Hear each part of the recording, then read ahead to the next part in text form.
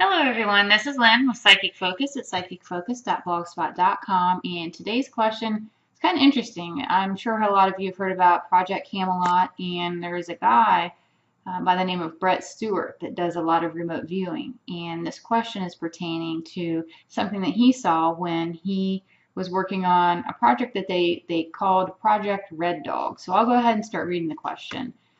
Says this one, you really do not need to watch the video. It's a little lengthy, and what it is the person that submitted this, from time to time, they'll send me videos, and some of the videos are pretty long because he's very detailed and very specific about all the things that he sees when he remote views. And what they're sharing is that you don't necessarily have to watch the whole video. There's just one small component that's talking about the Project Red Dog. But I'm also going to attach a video link to the original blog itself. So if you'd like to go in and view it, it is interesting. I think you may gain something from it. So then back to the question. Says there's a name. His name is Brett. He remote views objects and places. He discussed a Project Red Dog.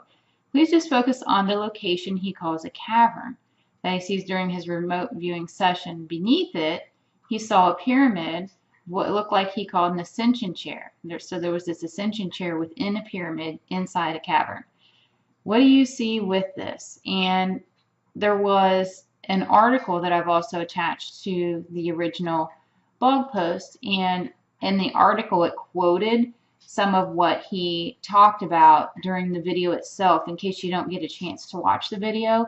So I'll just read this little part and then I'll give you what I got when I tuned into this.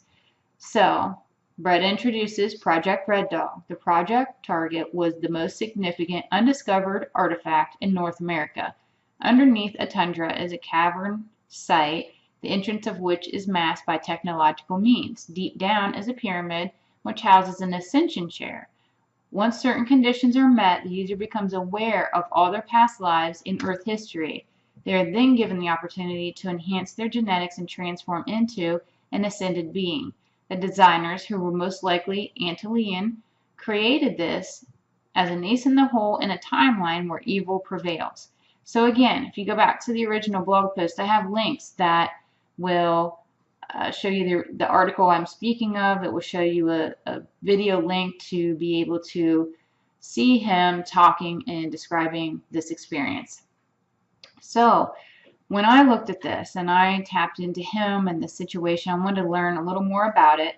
One thing about Brett, he feels like a really good guy. He's very genuine, he's very gifted, and he looks like he is very skilled at remote viewing a location. He's able to see it, he's able to describe it, and really take note of what is going on when he tunes into it. So what I wanted to do, I wanted to tap into him to be able to see things either through his eyes or understand his perspective.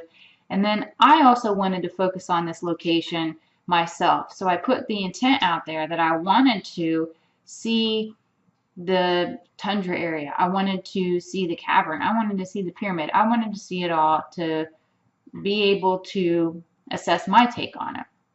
And so as I tuned into him in this chair, what I first experienced was I saw myself float upward above the country, and I'm referring to North America. That's my point of reference.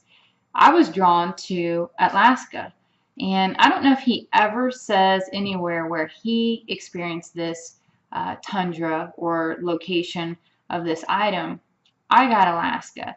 So as I'm being taken to the Alaska area, I see miles and miles of mountains and snow and all these things that you would typically associate with Alaska. But then I was drawn to this more grassy area.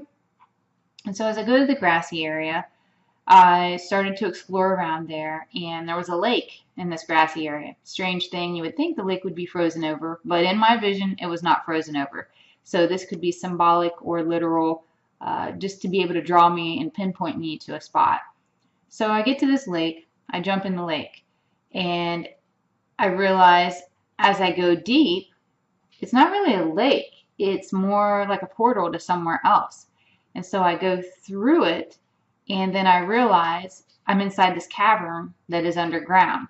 So The lake could be a portal, it could be somewhat of a holographic experience, but nonetheless, the lake was my means to get to this underground cavern.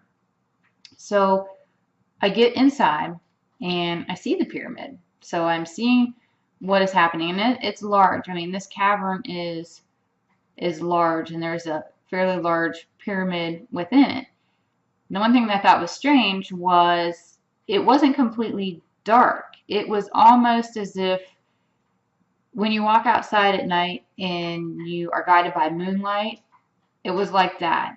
It was enough light that was reflecting off the walls that your eyes could adjust, so it wasn't complete darkness, but yet I couldn't understand or see how light was coming in, but nonetheless, there was light there.